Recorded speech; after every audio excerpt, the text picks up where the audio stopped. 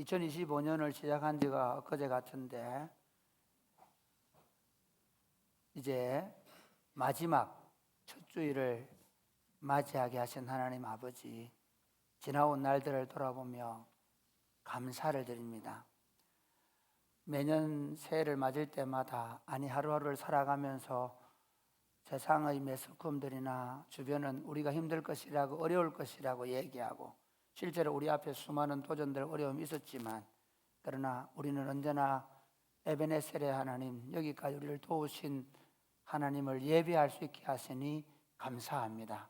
뿐만 아니라 이제 우리 남은 한 달, 또 앞으로 맞이하게 될 새로운 날들에 대하여 우리는 우리가 가고 있는 길을 알지 못하지만, 그러나 우리가 아는 것은 여호와 하나님은 여호와 이레라는 이름을 가지시고 우리 앞서가시며 우리의 모든 날들을 준비하고 있음을 인하여 감사를 드립니다. 오늘 이 시간 우리를 구원하신 하나님의 은혜를 노래하며 다시 하나님의 말씀을 펼칩니다.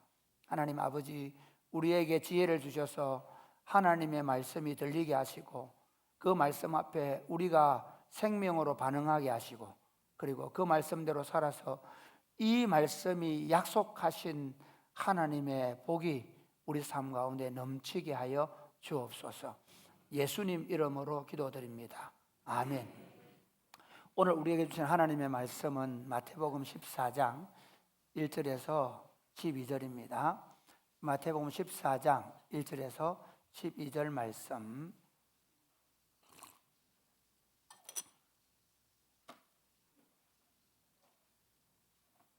서로 교독하시겠습니다. 그때 분봉왕 헤롯이 예수의 소문을 듣고 그 신하들에게 이르되, 2절 여러분 시작. 그 신하들에게 이르되 이는 세례 요한이라. 그가 죽은 자 가운데서 살아났으니 그러므로 이런 능력이 그 속에서 역사하는도다 하더라.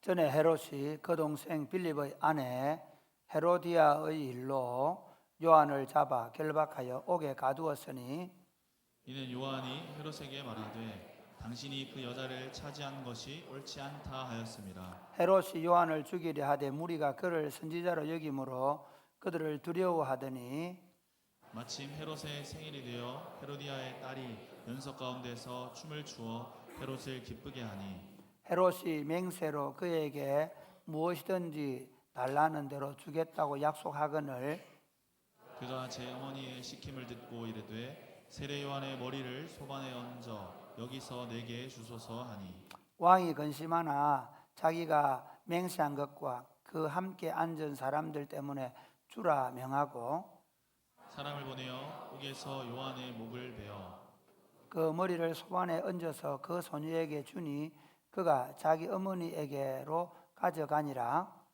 요한의 제자들이 와서 시체를 가져다가 장사하고 가서 예수께 아뢰니라. 아멘. 네, 여러분 어제 하루 동안 결혼잔치, 혼인잔치죠. 이 결혼잔치라는 말이 참 혼인잔치예요. 결혼이라는 표현은 일본식 표현을 하더라고요. 그래서 오히려 혼인이라는 말이 굉장히 좋은, 혼인잔치 여시느라고 수고 많았습니다. 신랑 신부는 신났겠지만 여러분들은 수고하셨습니다. 요즘 혼인잔치가 없는 시대잖아요. 교회에서 열리는 혼인잔치가 없는 시대잖아요. 제가 지난주에 아는 목사님 결혼식 갔는데, 자녀 결혼식 갔는데 결혼식 못 봤습니다. 밥 먹기 바빠서. 요즘 결혼식장 가면 한 번에 6팀, 7팀 해버리니까 결혼식 다 보고 밥 먹으러 가면 먹기 어려워서 돌아가야 돼. 그런데 어제 오신 분들 그런 얘기 하더라고요. 오랜만에 교회에서 하는 결혼식 봤다. 혼인약 해야 되는데 혼인식 봤다 그러더라고요. 여러분, 저는 이 혼인 예식을 굉장히 신학적으로 중요하게 생각합니다. 창세기는 아담과 하와를 혼인시키는 하나님으로 시작합니다. 우리 예수님의 구속은 메시아로 오셔서 첫 공생애를 시작하시며, 그분이 우리들의 메시아임을 가나 혼인잔치에서 표적을 베푸심으로 그가 우리들의 메시아이심을 드러내셨습니다. 예수님의 지금 이 교회 시대는 그 유대 사회가 보면요, 신랑 아버지가 신랑을 데리고 신부집으로 가서 정혼을 합니다. 삼손 이야기를 보면 알 수 있습니다. 정혼을 하고 그리고 이제 돌아오면 어떻게 하느냐면 그 정혼한 여인은 이제 신랑이 데리러 올 때까지 결혼 준비를 합니다. 결혼 준비를 하고 그 드레스나 요즘 말하면 결혼할 때 입을 옷이나 그리고 가지고 갈 그 예물이랑 준비를 하고, 남자는 가서 뭐 하느냐면 이제 같이 살 집을 마련합니다. 교회 시대는 정확하게 말하면 우리의 신랑 되신 예수님께서 이 땅에 오셔서 자기와 정혼하신 여인들인 교회를 위하여 자기의 생명을 주셨고, 그리고 교회는 그분을 신랑으로 받아서 이제 장차 오셔서 우리와 영원한 혼례를 치룰 그날을 바라보면서 매주일 여기서 우리가 그 혼인 예식을 준비하고 그 잔치를 미리 맛보고 그렇게 하는 것이 주님의 날입니다. 그런데 사실은 그것보다 더 잘 혼인 예식을 알 수 있는 날이 언제입니까? 바로 우리들의 아들, 딸들이 그 부부로 언약을 맺는 그 식을 통해서 우리의 신랑 되신 그리스도가, 우리의 진짜 신랑 되신 그리스도가 오실 때까지 우리는 사실은 그 혼인 예식을 끊임없이 예행 연습하고 준비하는 겁니다. 그 순결한 신부가 이제 순결을 서약하듯이 우리도 끊임없이 그 서약을 하면서 주님을 기다리는 것이죠. 그러므로 저는 그리스도인들의 결혼은 그냥 일반 사람들이 먹고 마시고 시집가고 장가가는 그런 형태의 혼례가 아니라 언약적 차원에서 보면 이 예식은 바로 우리가 지금 하고 있는 것처럼 전 세대가 이 예식을 준비하고 함께 즐거워하고 함께 누려야 하는 가장 아름다운 잔치라고 믿습니다. 여러분, 제가 예언합니다.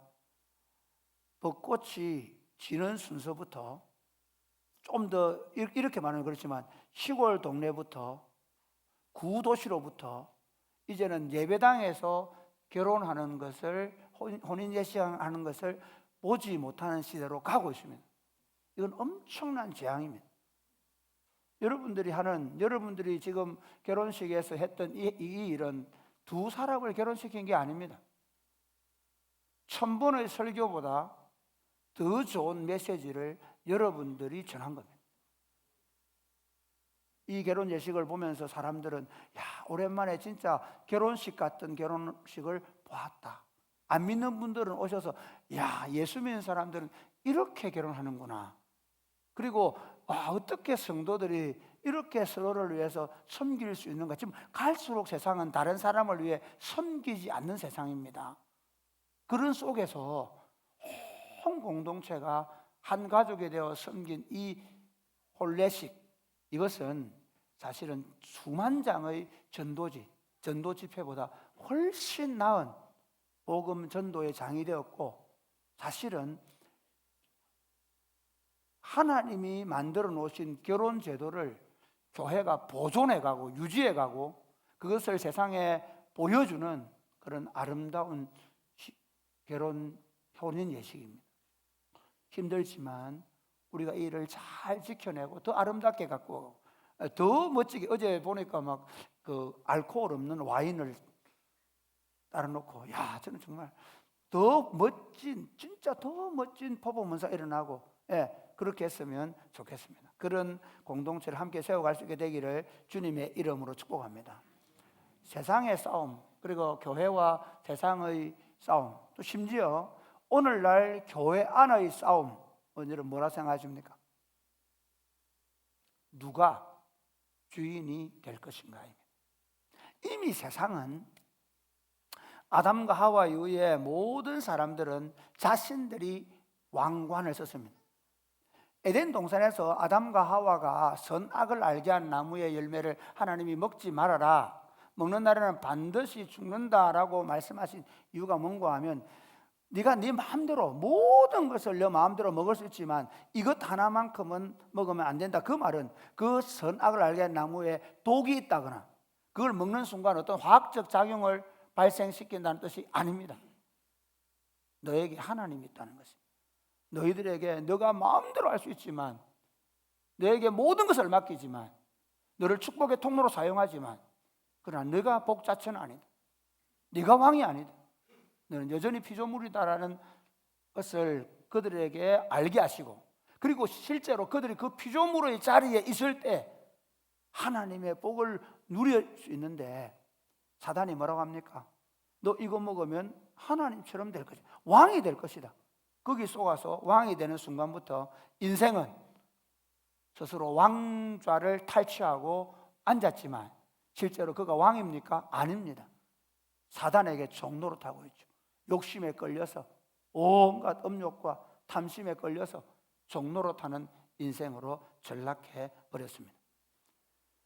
우리 구주 예수님이 다시 오신 것은 우리가 오히려 앉아있던 그 왕좌에서 내려오게 하신 사건입니다. 그분은 왕좌를 버리시고 이 땅에 오셨습니다. 그리고 우리 왕이 자기 백성의 죄를 지하여 십자가에 돌아가심으로 말미암아 우리가 왕좌의 안점으로 저질렀던 모든 죄를 값을 치르시고, 그리고 우리를 다시 그 왕좌의 아래에 무릎 꿇게 하시고, 그리고 그분의 백성으로 그분이 주시는 은혜와 복을 누리며 살게 하셨다는 사실을 믿으시기를 바랍니다. 오늘 본문은 좀 우울한 장면이고, 사실 제가 설교 준비하는데 굉장히 이럴 때는 어렵습니다. 여러분, 오늘 본문은 어떤 장면이냐면요, 실제로 예수님이 막 기적을 행하고 다니시고, 이제 지금까지의 지금 예수님의 모습은 뭐냐면요, 메시아로서의 표적들을 막 보여주시는 일들을 하지 않습니까? 예, 질병을 치료하시고 그 다음에 귀신을 쫓아내시고 그런 사역들을 하니까 그 소문을 들은 헤롯 안디바스가 자기가 얼마 전에 죽인 세례 요한이 다시 살아난 것이 아닌가 깜짝 놀랍니다. 예수님을 보고 죽인 세례 요한이 다시 살아났다라고 생각하고 두려워하는, 이미 그 마음속에 있던 두려움을 그대로 드러내는 장면이 나옵니다. 그러면 헤롯 안디바스는 왜 세례 요한을 죽였는가? 그는 부당한 잘못된 결혼을 했습니다. 그의 조카였던 헤로디아를 원래는 자기 이복 동생인 빌립의 아내였는데 뺏어서 아내가로 삼고, 그리고 둘 다 똑같은 마음이에요. 둘 다 똑같은 마음으로 그렇게 하니까 선지자였던 세례 요한이 그 죄에 대하여, 율법을 어기는 유대 왕에 대하여 책망했을 때 그를 감옥에 가두고, 그리고 백성들의 눈 때문에 죽이지는 못하고 있는데 자기 생일날 헤로디아의 딸이 춤을 추고, 그리고 너무 자기를 기쁘게 하니까 나라의 절반에 주겠다는 맹세를 했는데 헤로디아가 떡하니 세례 요한의 목 달라는 거예요. 그래서 어쩔 수 없이 세례 요한의 목을 쳐서 죽인 것입니다. 그것이 오늘 본문의 내용입니다. 오늘 저는 이 본문의 내용을 가지고요, 거짓 왕인 헤롯 안디바스와 참 왕이신 그리스도를 대비시켜 보려고 합니다. 그러면서 정말 여러분, 지금 그 헤롯이 앉고 있는 이 자리는 하나님의 왕국입니다. 하나님은 구약의 이스라엘로 보면 아브라함 이후에 아브라함 자손을 자신의 왕국으로 삼으시고, 그리고 좀 더 나가면 출애굽 이후에 이스라엘 백성들을 가나안 땅에 심으시고 그 이스라엘을 하나님의 왕국으로 삼으셨습니다. 북이스라엘이 타락하니까 북이스라엘을 BC 720년에 내치시고 남유다만으로 그 왕국을 삼으셨는데, 그 왕국도 결국 타락하니까 BC 586년에 그들까지 다 쫓아냈습니다. 그러면서 그들을 새롭게 하셨는데 이제 그 메대와 바사 지역에 흩어져 있는 그 디아스포라에 있는 유대인들과 그리고 다시 돌아온 유대인들을 통해 당신의 왕국을 세우셨습니다. 그런 관점에서 보면 어쨌든 이 사람이 에돔 족속이긴 하지만 하나님의 왕국의 왕입니다. 그러면 하나님의 왕국의 왕은 율법으로 말하면 그는 진짜 왕이 아니라 하나님을 왕으로 모신 왕이라 하는데 스스로가 왕자에 앉아 있습니다. 이 설교는 교회 밖에 있는 사람들을 향해 하는 설교가 아닙니다. 오늘 설교를 들으면서 우리 자신이 어디 앉아 있는지, 어디 앉아 있어야 될지 끊임없이 이 질문들을 하게 될 수 있게 되기를 바랍니다. 첫 번째로, 거짓 왕을 따르는 삶은 어떠한 삶입니까? 거짓 왕은 어떤 존재인지를 먼저 알아야 합니다. 여러분, 거짓 왕은 어떤 존재입니까? 오늘 본문 나온 헤롯을 중심으로 한번 살펴보려고 합니다. 거짓 왕은 어떤 존재입니까? 첫 번째, 읽어볼까요? 시작. 왕이 아닙니다. 여러분, 헤롯 안디바스는요, 실제 헤롯 대왕의 여러 아들 중에 한 아들입니다. 예, 이 재밌는 게 이 헤롯 안디바스, 헤롯 대왕이요, 굉장히 원래 에돔 족속이면서 로마로부터 왕권을 받아와 가지고 자기 주변에 자기 마리암네를 자기 첫 번째 부인을 막 죽이고 그다음에 아들들 죽이고 막 그렇게 하거든요. 그러면서까지 왕좌리를 끝까지 예수님 당시에 보면 그 많은 아이들을 죽인 그 헤롯 대왕의 아들입니다. 이제 이 헤롯 대왕이 죽고 나서 어떻게 하는가 하면요, 재밌습니다. 헤롯 왕가의 아들들이 다 어디로 가느냐? 로마로 갑니다. 로마로 가가지고 로마 황제가 누구에게 왕자리를 주는데, 지금까지 주었던 헤롯 대왕이 주던 전 유다의 왕을 주는 게 아니라 분봉왕을 줍니다. 나눠서 줍니다. 그러니까 헤롯 안디바스는요, 그 아버지가 다스리던 나라의 일부분을 나누어 가진 분봉왕에 불과합니다. 로마에서 그만해 하면 그만해야 됩니다. 로마에서 총독 파견하면 그 자리는 끝나는 겁니다. 그러니까 실제로 자기는 로마 황제로부터 헛수아비 같은 존재의 왕입니다. 여러분, 우리 어떻습니까? 우리도 똑같습니다. 우리가 우리 왕좌에 앉아서 우리가 내 마음대로 할 수 있는데 내 인생은 나의 것이다 하고 누가 내 건드려. 요즘 사람들처럼 얼마나 스스로의 왕좌에 앉아서 자기 인생을 자기 마음대로 살아보겠다고 사는 사람이 얼마나 많습니까? 실제로 왕노릇 합니까? 얼마나 사실은 그 왕노릇 하려고 돈에, 명예에, 권세에 얼마나 매여서 살고 있습니까? 실제로 요즘 정치가 들어오면, 정치하는 사람들 보면 가관이지 않습니까? 그 알량한 권력에 또 그 위에 있는 권력자에게 아부하고 그러면서 자기 자리를 유지해 사는 모습을 보면서 우리 자신을 봐야 합니다. 우리가 왕처럼 보이지만 실제로 거짓 왕이 될 때 이미 우리 왕이 아닌 사람들이 왕노 달라니까 어려운 겁니다. 두 번째 보면 거짓 왕은 자신의 욕망을 따라 삽니다. 헤롯을 한번 보십시오. 그리고 헤로디아를 한번 보십시오. 예, 이 둘 다 똑같은 남자와 여자입니다. 예, 좀 나쁜 표현 쓰려고 하려고 안 했습니다. 아주 둘 다 똑같은 사람이에요. 왜냐하면요, 이 헤롯 안디바스는 굉장히 야망이 강한 사람이었습니다. 그래가지고 이제 원래는 그 전에는 나바티아 공주하고 정략적으로 결혼을 했습니다.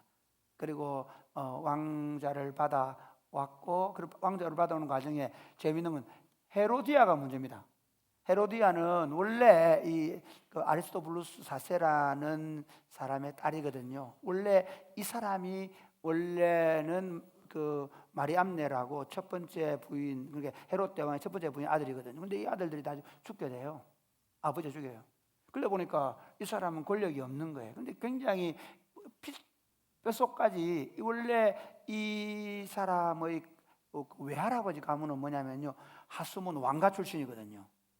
그러니까 이쪽 왕가 출신의 딸이다 보니까 굉장히 권력지향적이었습니다. 그래 이제 이 마리암네는 이 헤롯 빌립이라는 남자하고 결혼을 했는데 이 삼촌이에요. 그러니까 헤롯의 아들들하고 결혼하고 있는 거거든요. 헤롯 대왕의 아들들. 자기는 헤롯 대왕의 손자예요. 그러니까 빌립 결혼했는데 이 빌립이 왕이 안 되는 거예요. 분봉왕이 안 된 거예요.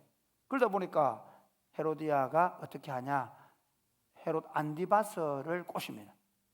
헤롯 안디바스 입장에서 봐도 자기가 이제 유대의 왕으로 좀 더 영향력을 더 행사해야 되는데 나바티아 공주로는 유대인들에게 어필이 안 되는 거예요. 원래 이게 헤롯 가문이 하는 짓이거든요. 그래가지고 어떻게 하냐면 그 나바티아 공주를 쫓아내버리고 자기 배달한 동생의 아내이고 조카를 데려오는 거예요. 그러다 보니까 그가 지금 세례요한으로부터 책망을 받는 것입니다. 권력에 대한 욕망, 그리고 정욕과 탐심에 대한 욕망으로 이 거짓 왕은 우리를 자기 자신을 속입니다. 그러면서 뭐 합니까? 뭐 사랑하니까. 그리고 왕으로 이 백성들을 다스리려고 하면 어쩔 수 없잖아. 여러분 한번 보세요. 여러분들이 욕망을 추구할 때, 여러분들이 그 욕망을 따라갈 때 여러분들이 뭐라고 얘기하는지 한번 들어보시오. 여러분 마음의 이야기를. 우리는 그런 것들을 합리화하고 포장하면서 자신의 욕망을 따라가는 거짓 왕의 모습을 보는 것입니다. 그럼 두 번째, 거짓 왕을 따르는 사람의 삶은 어떻습니까? 사실은 거짓 왕이 그렇기 때문에요. 우리가 내 안에 그 왕을 모시고 그리고 내가 그렇게 살아가면 어떤 일이 벌어지느냐? 욕망의 포로가 됩니다. 그러니까 오늘날 세상 사람들의 삶의 가장 강력한 건 뭐냐면 욕망입니다. 욕망으로 삽니다. 사람들은요 그 욕망에 사로잡혀 삽니다. 지금 여러분들이 텔레비전을 뉴스를 많이 볼 테니까 뉴스나 유튜브를 보면 지금 정치 권력을 가진 사람들을 한번 보십시오. 그 철저하게 그 권력에 대한 욕망 때문에 민주주의 국가는 국민 주권이라고 자기들이 말합니다. 그 주권자의 부르심 어디 있노? 철저하게 자기 욕망을 채우기 위해서 지금 이전 투구를 벌이고 있지 않습니까? 그럼 그들만 그렇습니까? 자신을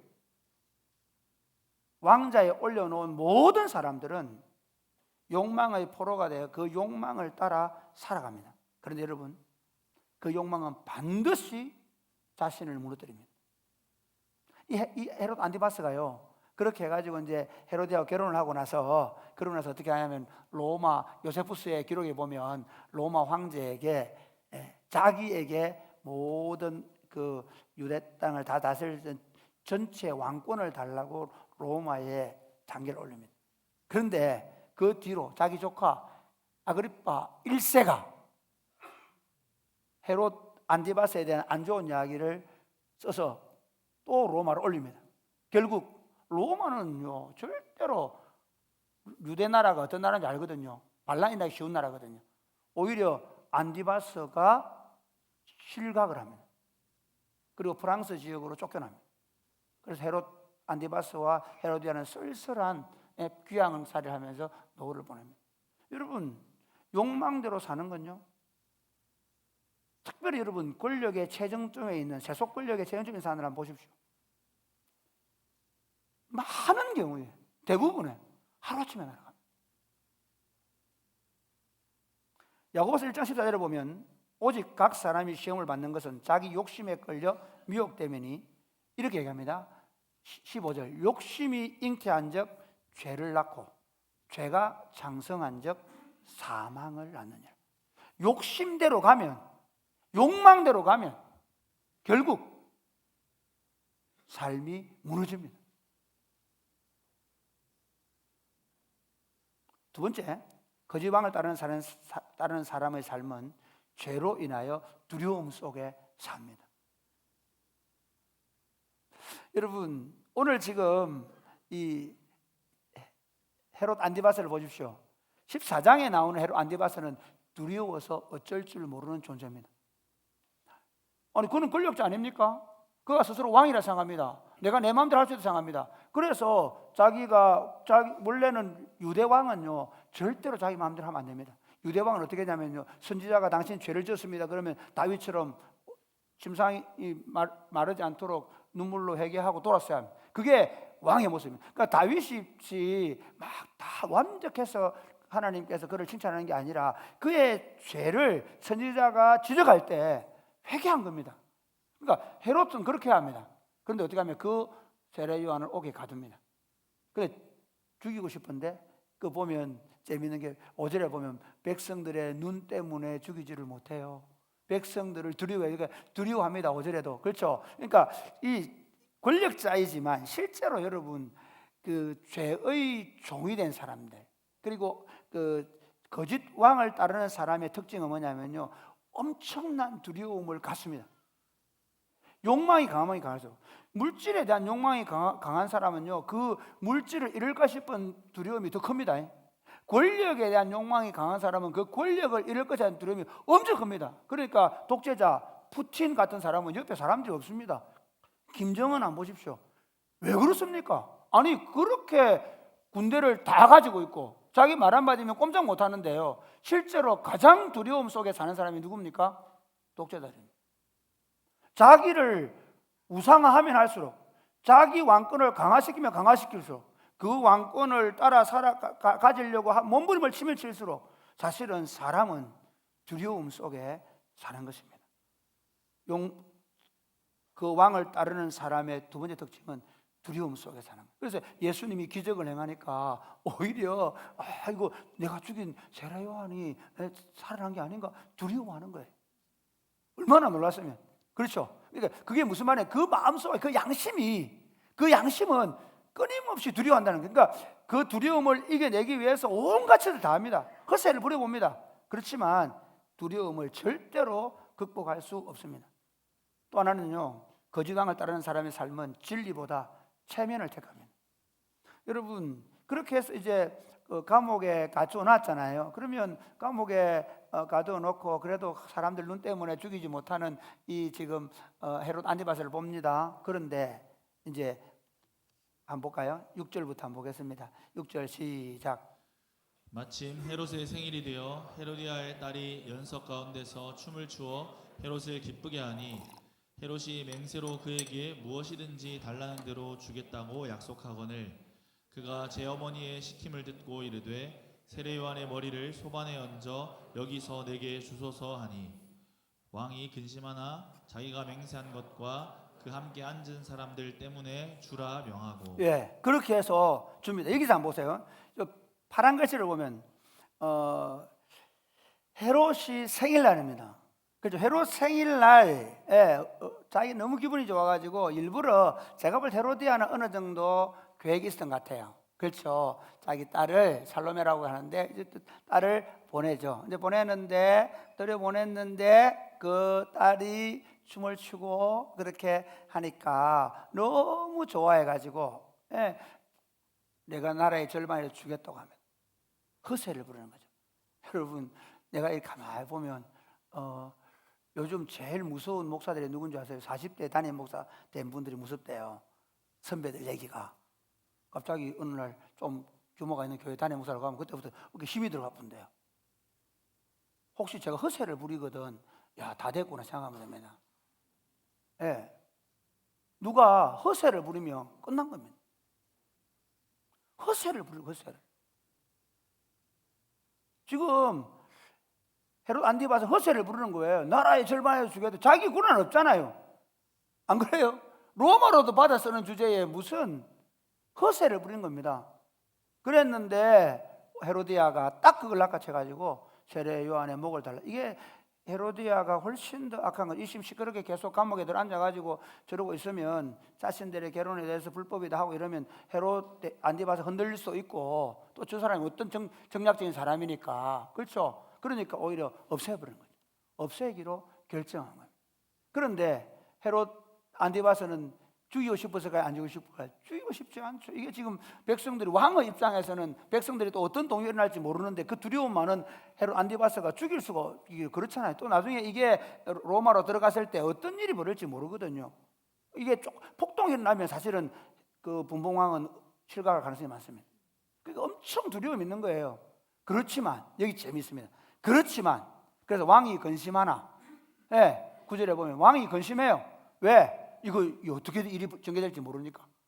그런데 문제는 자기가 맹세한 것과 그래도 자기 그 부인한테 맹세한 게 있잖아요. 딸한테 맹세한 게 있잖아요. 그리고 주변에 있는 함께한 안전자들, 예, 주변에 그래도 신하들 있는 데서 체면이 뭡니까? 남편 체면이 뭐며 왕의 체면이 뭡니까?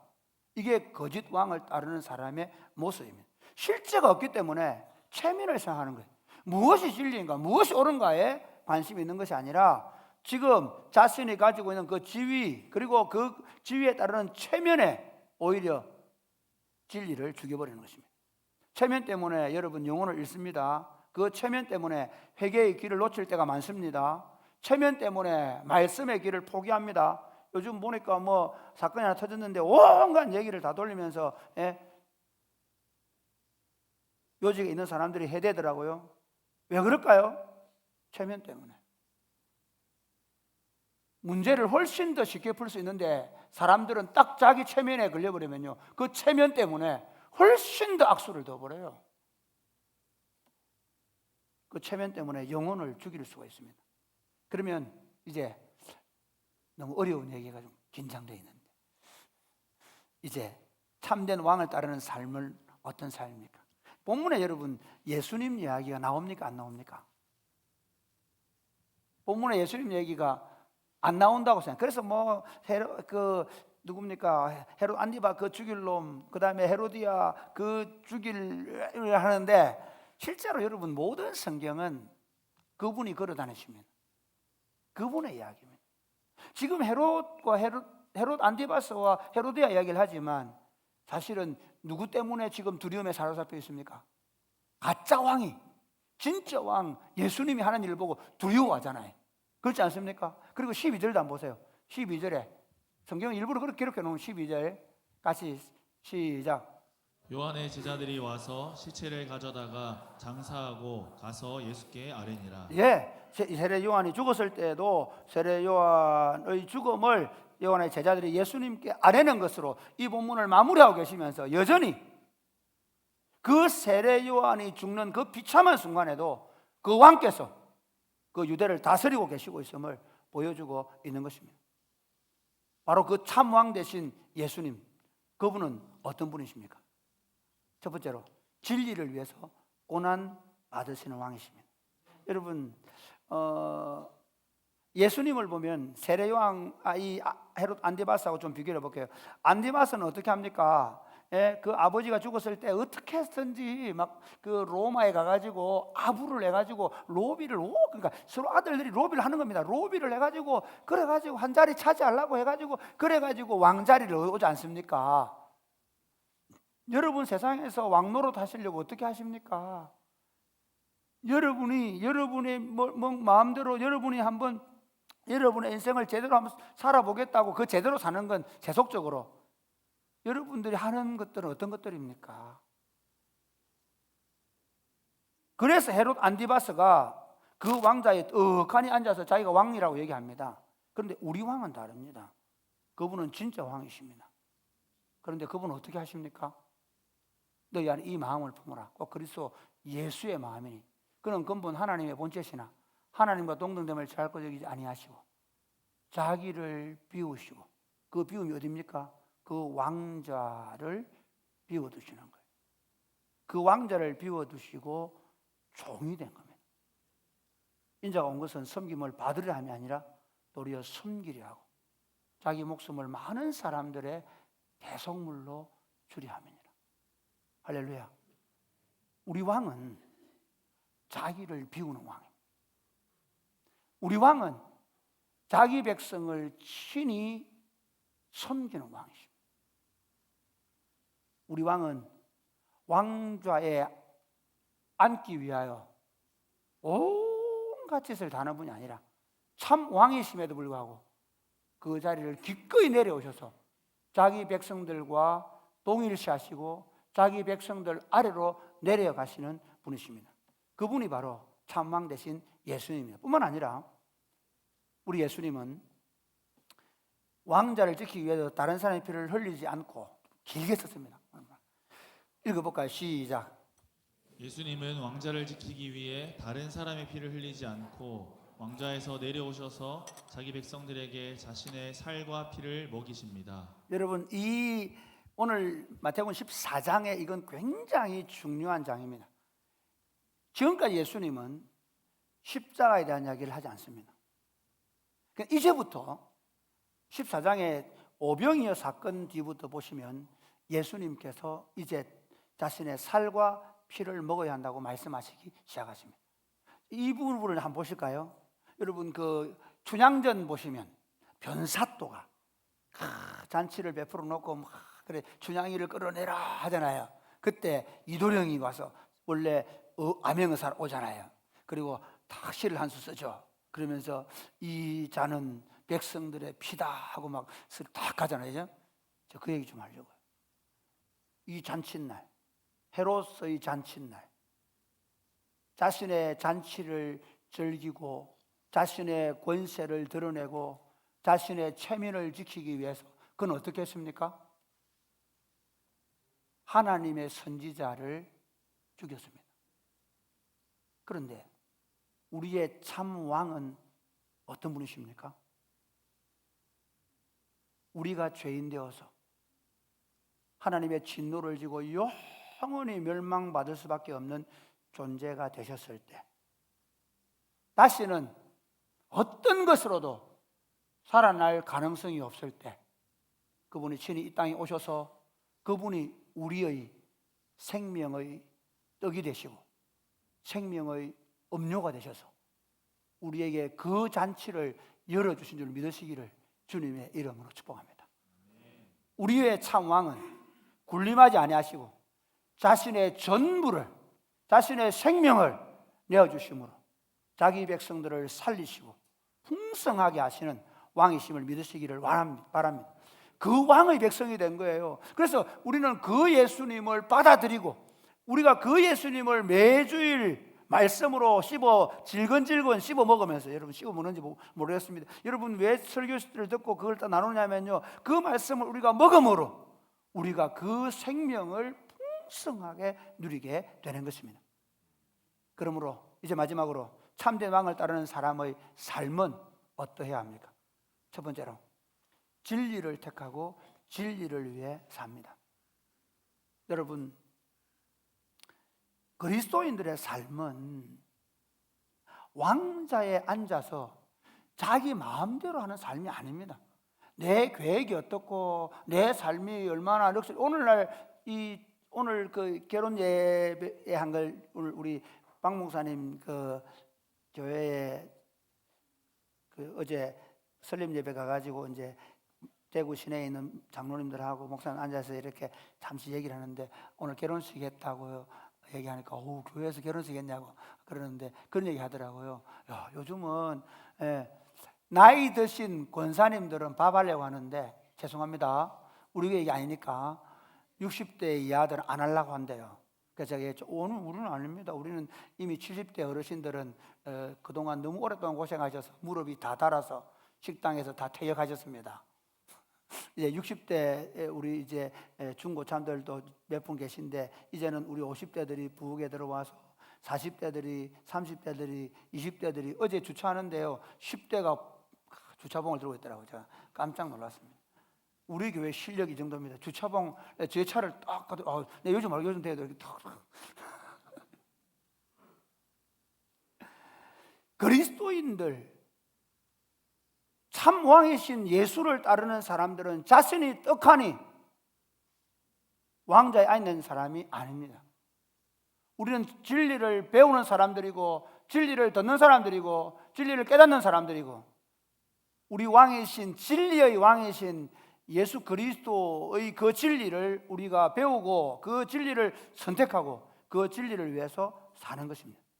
세례요한을 한번 보십시오. 세례 요한은 율법의 말씀을 진리로 받았습니다.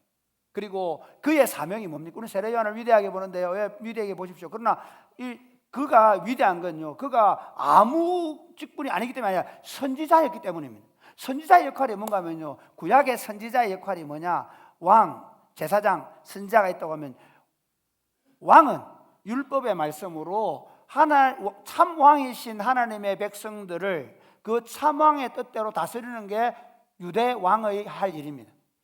선지자는 그 왕이 율법대로 백성들을 잘 다스리는지 그 율법대로 사는지를 책망하고 가르치는 사람이 선지자의 역할입니다. 그러므로 세례 요한은 그 진리의 말씀을 따라서 그가 행동할 수밖에 없는 존재였는데 그 일을 잘한 겁니다. 오늘 사랑하는 여러분, 무슨 특별한 세례 요한의 특별한 용기가 아닙니다. 그는 진리를 따라 살았고 진리를 말했고 그 진리를 위하여 자기 생명을 내어놓았습니다. 그리스도인을 산다는 것이 무엇입니까? 여러분이 무슨 특별한 일을 하라는 거 아닙니다. 여러분이 특별하고 대단한 일을 해야 되는 존재가 아닙니다. 우리가 매주일마다 배우는 이 진리의 말씀, 그 말씀을 매일 묵상하면서 나는 이렇게 오늘도 살아가겠다, 매일매일 그 진리에 순종하시기 바랍니다. 할렐루야. 신앙생활은요 대단한 게 되는 게 종종 보면 이런 분들 계십니다. 종종 어떤 분이 계시냐면 막 주로 어떤 분이 벼락치기 은혜 받는 분들, 꼭 1년에 한 분은 막 저 산에 올라가가지고 주로 그것도 막 하지 말라는 거 아닙니다. 한 번씩 금식기도도 하시고 좀 이렇게 하시는 것도 좋습니다. 제가 보니까 저도 한 나흘 동안 집에 들어앉아가지고 아파 보니까 아픈 분들 마음도 알겠고 좀 더 겸손해지고 오늘 1부 예배 때는 눈물이 나더라고요. 2부 예배 때도 그러니까 이게 살아있다는 거, 그리고 내가 아직도 교회를 봉사했다는 게 얼마나 의미 알기 때문에 여러분 뭐 기도하시고 하는 거 괜찮습니다. 나쁘지 않습니다. 그런데 이런 분들 꼭 계세요. 뭘 또 특별히 하시려고 하는 분들, 교회 봉사도 막 뭘 특별히 해야 돼, 직분도 막 특별히 받아가 내가 막 크게 하겠다. 그런 거 없습니다. 세상에 크게 하는 거는 아무것도 없습니다. 예수님의 말씀은 여러분 좀 아십시오. 우리 왕은 절대로 큰 거 안 좋아하십니다. 내가 작은 일에 충성했다, 진리를 따라 내게 맡겨진 사명이 무엇이든 간에 그 일을 최선을 다해 살아내는 삶, 그 삶으로 우리가 부른 말을 믿으시기를 바랍니다. 세례 요한 그는 진리를 외치다가 감옥에 갇혔고 진리를 외치다가 목배임을 당했습니다. 진리 때문에 그의 생명을 쏟아부었습니다. 이것이 그 왕을 따르는 사람의 삶입니다. 그러면 마지막으로 그 왕을 따르는 삶은 종국적인 칭찬과 상급을 바라봅니다. 여러분, 그리스도인, 오늘 우리가 이 세상 사람들하고 전혀 다른 게 뭔지 아십니까? 여러분, 세상 사람들은요 당장 눈에 보이는 이익입니다. 그러니까 세상의 모든 문화는 당장 눈에 보이는 것에 집중하게 만듭니다. 저와 여러분도 끊임없이 그 유혹에 사로잡혀서 합니다. 당장 눈에 보이는 것. 그런데 여러분, 내가 예수님을 믿고 예수님을 우리 왕으로 모셨다는 뜻이 뭔지 아십니까? 나는 이제 당장 눈에 보이는 것에 따라 결정하고 살아야 될 사람이 아니라는 것을 말합니다. 우리는 종말론적 삶을 삽니다. 따라해볼까요? 우리는 종말론적 삶을 삽니다. 그리스도인은요 지금 현재가 아니라 지금 여기에서 항상 그날을 바라보는 것입니다. 여러분, 사도신경 고백할 때 저리로서 산자와 죽은 자를 심판하러 오실 거예요. 저쪽으로부터 그날 그때 저곳에서. 그러니까 항상 우리의 눈은 그쪽에 두고 있는 겁니다. 여기서 무슨 어떤 칭찬을 받는가, 누구는 어떤 직분을 가졌는가, 누구는 다른 사람들한테 어떤 소리를 듣는가, 또 심지어 나는 어떤 평가를 받는가. 좀 안타까운 건요, 여러분 기독교 역사를 한번 보십시오. 세례 요한을 보십시오. 그 당시 세례 요한은 유대 나라입니다. 유대 나라에서 그렇게 비참하게 죽었습니다. 예수님을 보십시오. 십자가에 못 박혀 돌아가셨습니다. 우리가 존경하는 한국의 성자라고 하는 주기철 목사님, 한국 장로교회가 그를 파문했습니다. 지금 우리가 사람들로부터 무슨 소리를 듣는가가 중요한 게 아니라 그분 앞에 섰을 때 어떤 평가를 받을 것인가. 마지막 주님 앞에 섰을 때 칭찬과 상급을 받을 것을 바라보며 사시기를 바랍니다. 말씀을 맺겠습니다. 오늘로서 제가 사랑의 골프연합회 23년 동안 설교를 마지막 하고 합니다. 아침에 나오면서 이 설교를 들고 나오면서 그런 생각했습니다. 야, 내가 제일 위험하다. 제가 제일 왕자에 앉을 가능성이 제일 많은 놈입니다. 초창기에는요 얼마나 들었는지 모릅니다. 여러분 몰라서 그렇지 맨날 예배당하고 살았습니다. 매일 강대상 앞에서 울었습니다. 못할 것 같았어요. 익숙해졌어요. 선배들 보니까 왜 저분 저런 소리를 하지? 왜 저러지? 많은 선배들을 보면서 어떻게 저렇게 될 수 있을까? 그런데 그 일이 이제 서서히 제 일로 다가오고 있는 제 안에 있는 진짜 두려움이 있습니다. 저도 모르게 제 아내하고 있을 때는 제가 슬그머니 왕자에 앉아가지고 제 마음대로 하려고 합니다. 저도 모르게 제 부교육자와 같이 있을 때는 나를 안 알아주는 것에 대해 서운한 마음이 생깁니다. 그게 접니다. 다시 이 설교를 하면서 저 스스로 결심하겠습니다. 안 올라가겠다는 말은 못 하겠습니다.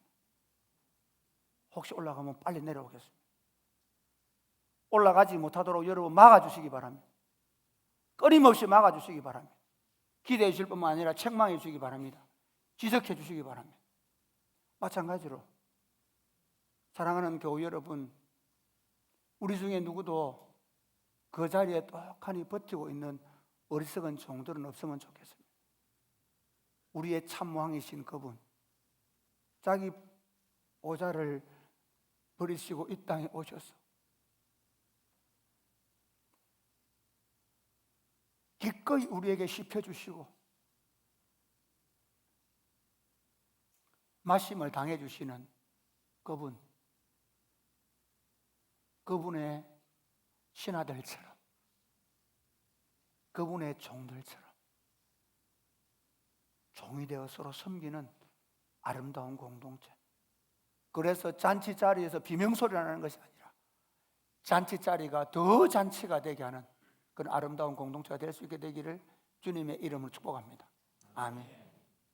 찬양하겠습니다.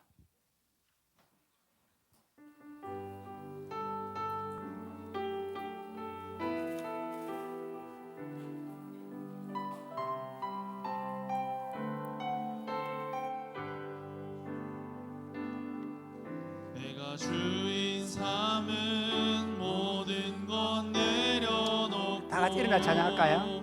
내 주 대신 주 앞에 나가 내가 사랑했던 모든 것 내려놓고 주님만 사랑해. 다시 한번 내가 주인 삼은 내가 주인 삼은 모든 것 내려놓고 내 주 대신 주 앞에 나가 내가 사랑했던 모든 것 내려놓고 주님만 사랑해. 사랑 주 사랑 거친 풍랑에도 깊은 바다처럼 나를 잠잠케 주 사랑 내 영혼의 반석 그 사랑 위에서 다시 한 번 더 내가 주인 삼은 내가 주인 삼은 모든 것 내려놓고 내 주 대신 주 앞에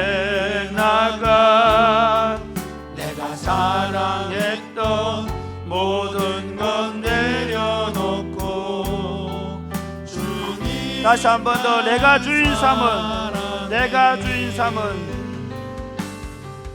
내가 주인 삼은 모든 것 내려놓고 내 주 대신 주 앞에 나가 내가 사랑했던 모든 것 내려놓고 주님만 사랑해. 주 사랑, 주 사랑 거친 풍랑에도 깊은 바다처럼 나를 잠잠케 해. 주 사랑 내 영혼의 반석 그 사랑 주 사랑, 주 사랑, 주 사랑 거친 풍랑에도 깊은 바다처럼 나를 잠잠케 해. 주 사랑 내 영혼의 반석 그 사랑 위에 서리. 사랑하는 여러분, 얼마나 기쁜 일입니까? 만약에 우리 참왕이신 예수님을 만나지 못했다면 우리가 지금 세상에 보고 있는 여러 가지 현상들처럼 자신의 인생의 왕좌에 앉아서 온갖 악행과 더러운 일들을 행하며 주변 사람들과 심지어 자기 자신까지도 파괴하며 살아가는 참 어리석고 못난 인생이 아니었겠습니까? 그런데 우리 주 예수님께서 친히 왕좌를 버리시고 이 땅에 오셔서 우리의 왕께서 겸손히 우리를 위하여 자신의 생명을 주심으로 말미암아 우리가 그 왕을 받아들일 용기를 갖게 되었고 그 왕을 받아들일 믿음을 선물로 주셔서 우리가 그 왕을 주인으로 받아들이고 우리가 떡하니 앉아있던 바보 같은 자리에서 내려와서 그분을 왕으로 모시게 된 이 영광스러운 삶을 우리가 감사했으면 좋겠습니다. 그리고 주님, 저는 주인이 아닙니다. 저는 왕이 아닙니다. 저는 진리의 왕이신 주님의 그 진리를 듣는 사람입니다. 그 진리를 따라 살아가는 사람입니다. 매 주일마다 매 시간마다 그 진리를 붙잡고 끊임없이 내가 앉으려고 하는 왕좌에서 내려와서 그 진리를 따라가게 하여 주시옵소서. 여러분, 이 삶이 결코 여러분 외롭거나 고독하지 않습니다. 우리가 함께하지 않습니까? 그러므로 혹시 우리 중에 누가 그 자리에 앉으려고 있는 사람이 있으면 도시락 싸가서 말리는 교회가 되었으면 좋겠습니다. 모두가 그 자리에 앉으면 안 된다고 서로 손사래를 치는 그런 교회가 되었으면 좋겠습니다. 그러면서 우리가 소망하는 건 여기가 아니지 않습니까? 우리 구주 예수님이 다시 오실 때 영광스러운 혼인잔치가 열릴 그때에 잘하였도다 착하고 충성된 종아, 내가 작은 것에 충성하였으니 내 주인의 즐거움에 참여할지라는 하는 그 주님의 놀라운 칭찬과 상급을 우리는 고대하고 있지 않습니까? 그때까지 주님, 참 왕이신 주님을 모시고 진리를 따라 살아가게 하여 주시옵소서. 현재가 아니라 종말론적 삶, 바로 그날을 바라보며 살아가게 하여 주시옵소서. 기도하겠습니다. 주여,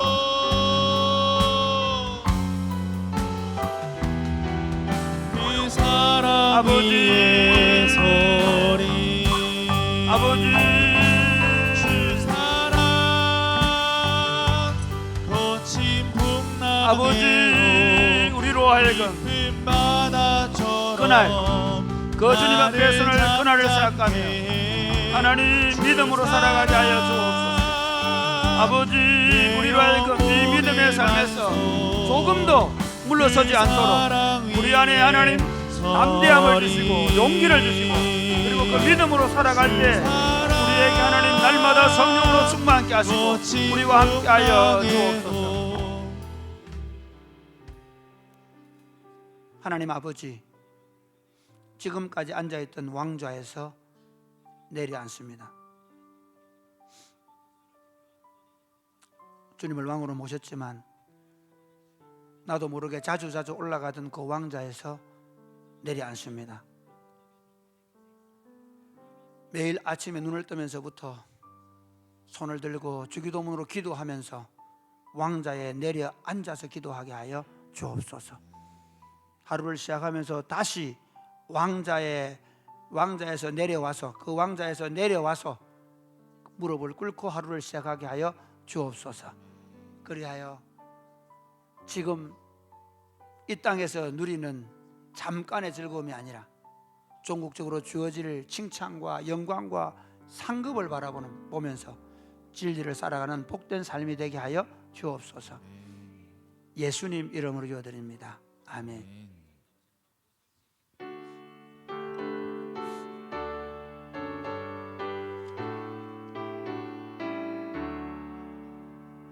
내게 있는 모든 것을 아낌없이 드리네. 사랑하고 의지하며 주만 따라 살리라. 주께 드리네. 주께 드리네. 사랑하는 구주 앞에 모두 드리네. 아멘.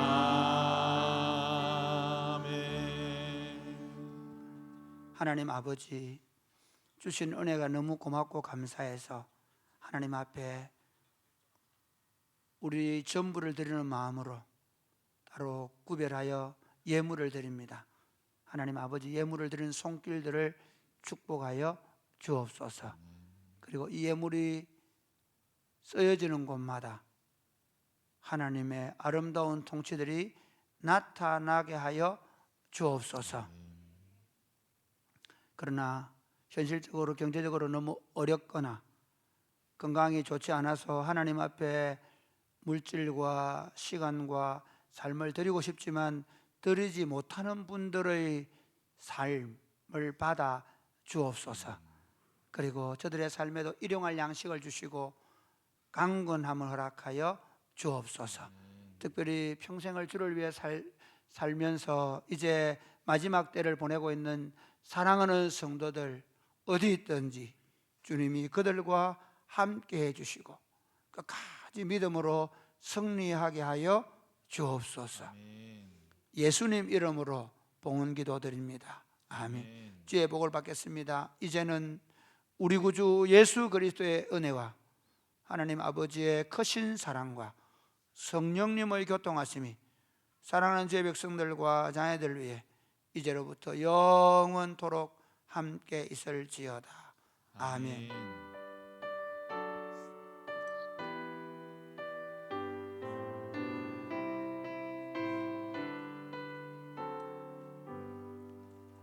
네, 여러분 잠깐만요. 어제로 다른 친구들을 다 헌신랑으로 만든 새신랑이 왔습니다. 박종윤, 박지연 오늘 새신랑 새신부면 또 3주 뒤에 또 어떻게 될지 모릅니다.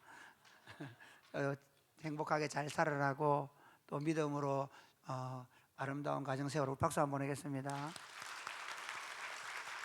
네, 기도는 일부 예배 됐기 때문에 우리 옆에 있는 성도들과 함께 인사하겠습니다. 참된 왕이신 예수님을 섬기는 자들 됩시다. 참된 왕이신 예수님을 섬기는 자들 됩시다. 네, 교회 광고입니다. 교회 공동체별 총회 결과를 주보에 기재했습니다. 참고하시면 되겠습니다. 오늘 오후 4시에 장립집사 건사 피택자 교육이 있습니다. 지난 교회 투표를 통해서 장립집사 건사에 피택되신 우리 성도들께서는 오늘 오후 4시 중고등부실로 오셔서 피택자 교육을 받으시면 되겠습니다. 아직 목장별로 사역 지원 신청서가 들어오지 않은 목장들이 있습니다. 목자들께서 목장 모임 할 때 꼭 챙겨서 제출해 주시면 되겠습니다. 오늘 제자반 양육반 마지막 수업이 있고 돌아오는 금요일에 제자반 양육반 수료식이 있습니다. 제자반 양육반 해당하는 학생들은 꼭 참여하시고 은혜의 시간들 함께 보내기를 바랍니다. 교우 소식 전합니다. 출산한 성도들, 여연에 계시는 성도들, 입원해 계시는 성도를 위해서 계속해서 기도해 주시고 마음을 함께 모아 주시면 저희가 잘 위로하고 잘 전달하도록 하겠습니다. 12월 필독서 새로 나왔는데 구혜창 강도사에게 신청하시면 되겠습니다. 우리 함께 교제 찬양하겠습니다.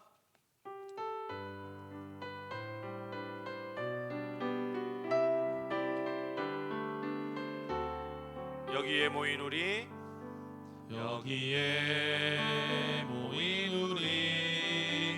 주의 은총 받은 자여라.